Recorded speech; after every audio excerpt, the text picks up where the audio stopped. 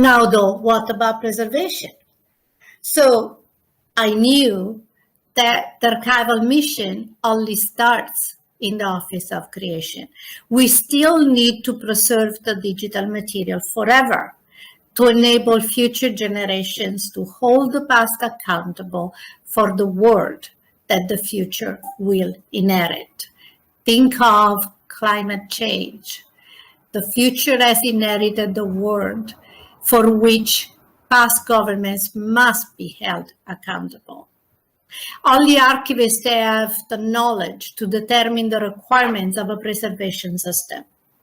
Only archivists have the trust for doing so. Would people trust governments to determine how the documentary evidence of their actions is going to be preserved? Would people trust corporations? No. Only archivists have the ability to join together in a common international effort to develop something that serves the people, all the people, regardless of culture, political regime, religious belief, or traditions.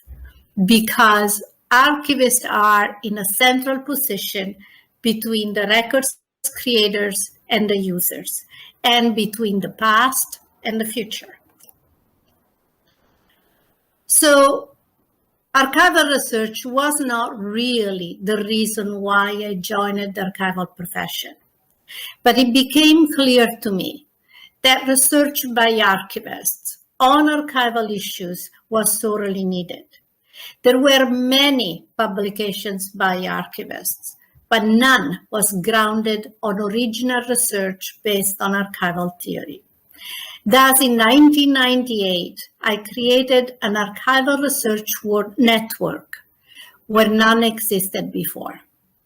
And archivists across the continent joined together inter pares, among peers, with nobody controlling them, working all as equal, contributing their own knowledge to develop new knowledge, ensuring that digital records could be not only created reliable and accurate, but also preserved authentic for as long as needed by the creator and by society at large.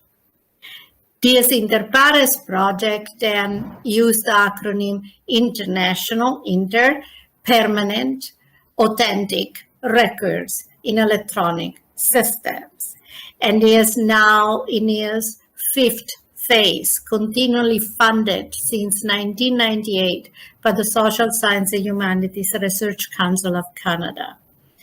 Through the Inter Pares project, later, other projects I developed, such as the digital records forensics and records in the cloud, we have continued to create new archival knowledge. Not me, all of us together. In this last project I concluded a year ago, there were 42 countries involved, including strongly Brazil.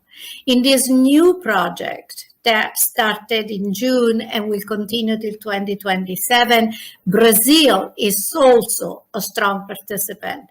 We were 500 people in the previous project. We are heading that way also in this present project. Archivists through the Inter Pares project have also taken concepts and technologies developed by institutions like NASA, that is by non-archivists for non-archivists, and taken technology developed by corporations like Ethereum, the blockchain, and transformed them for archival purposes. So that was what I did. So why will you become an archivist? I imagine that you registered for this program because you like history, maybe, because you want to serve society, because you are excited by emerging technologies, because you wish to manage information and data, because you want to be a steward of the truth, or because you have interest in some types of records. Felix Hall in 1978 wrote, "How dangerous a word is interest."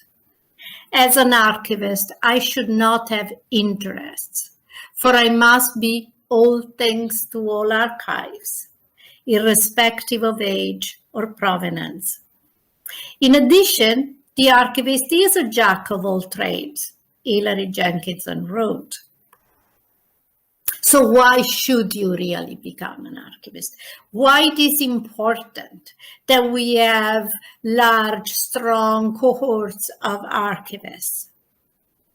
Well, think of the digital environment.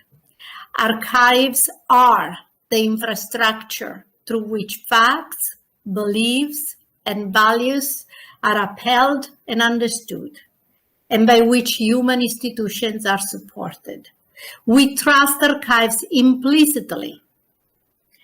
However, in the digital environment, it is not enough that the custodian is to be trusted. Questions are constantly raised about the trustworthiness of individual records. That is, their reliability, the trustworthiness of their content, their accuracy, the correctness of their data, and authenticity, the identity and integrity of digital records. This is because digital archives are vulnerable. They are easy to destroy, to lose, to corrupt, to tamper with, or to become inaccessible if not protected. Yet they are persistent. They are forever there if you do not destroy them purposefully. And this is equally dangerous because especially personal data should not be hanging around in the cloud somewhere. But the thing is, it is much easier to destroy links than to destroy the actual records. And the most important reason is that it is not possible to preserve born digital records. We can only preserve the ability to reproduce and recreate them over and over again. So because of this difficulty, because every record we have is green, which means is new, is a copy of a copy of a copy. Every time I open a record, I am creating a copy. You cannot authenticate a record on its face. You actually cannot prove anything. So technologists thought, oh, well, we will do it technologically. The industry came up with solutions like digital signatures, blockchain, trusted record-keeping systems. So let's start with the digital signature. What does it do? It protects the integrity of the bits. It verifies the origin of a record, which is only a part of the identity of a record. It makes the record indisputable and incontestable. That is, if somebody sends me a digital signed record, this somebody cannot deny of having sent it. The digital signature has been given legal value by legislative acts or regulatory bodies, is enabled through complex and costly public key infrastructures. It ensures the authenticity of records across space. That is, when they are transmitted from one person to another, from an organization to another, but not through time, because the digital signature is subject to obsolescence and compounds the problem of preservation because it cannot be migrated with the record to which it is attached. You remember, to preserve the record, you have to keep moving it to the new technology. You need to be updating the system in which the record is. Well, you can't do it with records to which a digital signature is attached.